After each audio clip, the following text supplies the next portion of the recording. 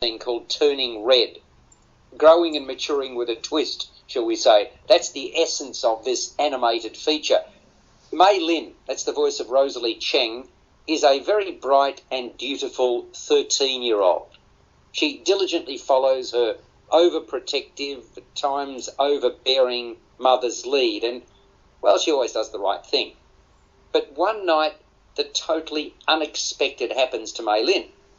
She turns into a large red panda, literally, and continues to do so every time she gets overexcited. It turns out this is not unusual on her mother's side of the family. Indeed, her mother, her grandmother, generations before did the same.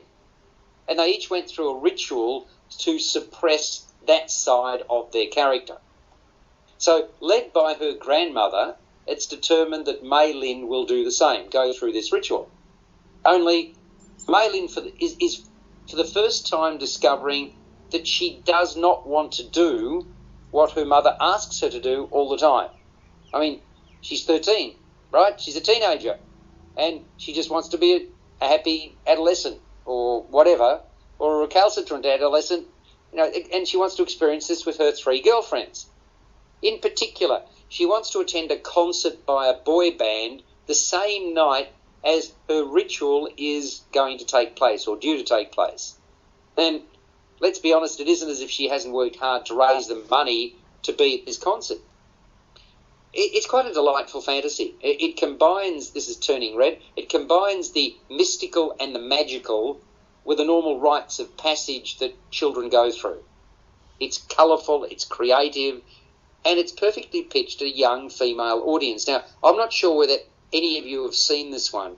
Anybody out there amongst the 3 that remain? Has anybody else seen Turning Red? I have. I watched it last night.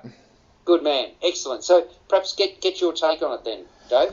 Yeah, look, I went into this film not knowing what to expect. I've been pretty critical of Pixar over the last few years, and I was a huge Pixar fan in the early years, but I found over the last couple of years they've fallen behind companies like DreamWorks and some of the Asian animation studios as well. But I thoroughly enjoyed this one. At the start, I was kind of wondering what I was in for, because it kind of takes that trendy teen kind of approach early on in the film, but it ended up being a really beautiful story about what it is like coming of age for an Asian teenager with all the expectations that you get with Asian parents. And I found it to be really, really fascinating. And of course, there's been a review come out in the United States that has criticized the film for that, saying that it alienates a Caucasian audience. But I didn't find that at all. I thought it was a beautiful metaphor, the red panda, for a young girl coming of age and becoming an adult. I thought it was a fantastic storyline. There's that great mix of wanting to be a teenager who's into boy bands, but at the same time trying to live up to her parents' expectations, who of course will never allow her to go to a concert by, as they describe it, this filthy band. I just thought it was a really, really beautiful story, and like you, I can't work out why this one's not hitting cinemas. Well, let's be honest, that I hadn't heard that about the United States, the story you just told, but get over it, guys. There have been so many movies made with just white people in them that it's quite reasonable. I don't know, I've never done a count, but I dare say that, would whites be in the minority? Would Asians be in the majority? I've got no idea in terms of the people on the planet. Oh, definitely. And everybody's got to get a decent run. And it's not about, we are, after all human beings. And, the sentiments that we feel are the sentiments that they feel, and vice versa. So, why should everything be why should it be a whiteout? It shouldn't be. And that really plays no part in my perception of this film. It is really well written, but with Julia Cho by Domi Shi. And Domi Shi, who also directs, won an Oscar for Best Animated Short in 2019. So perhaps this was her reward. If it is, she's done a terrific job. The film showcases the 2 sides to Mei Lin's character, and there really is a lot to like about her feistiness.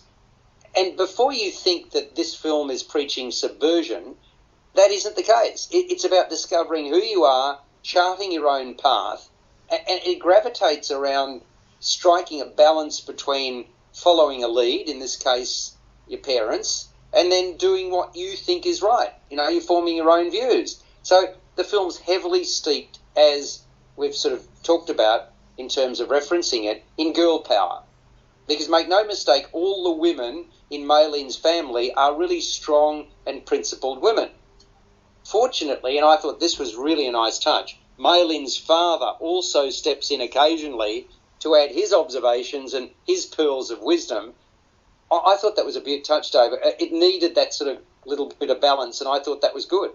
Definitely, and with what you were touching on there about that perfect balance, I think one of the things explored in this film that hasn't been explored in too many films over the years is what it is like for a young teenager who has to balance cultures.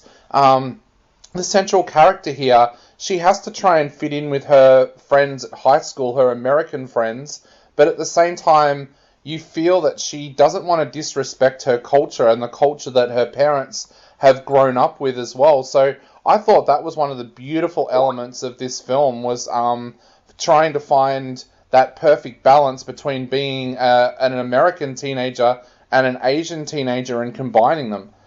Here. Well, it's entertaining, it's engaging throughout. It's called Turning Red, available right now on Disney+. Score out of 10, Dave. I'm giving it 8 out of 10, and I think this is the film that shows that Pixar is back and making beautiful films once again. Well, I think you've done a great job with that. I'm giving it a 7.5, so we're both very highly appreciative of what that film was all about. You are on JR.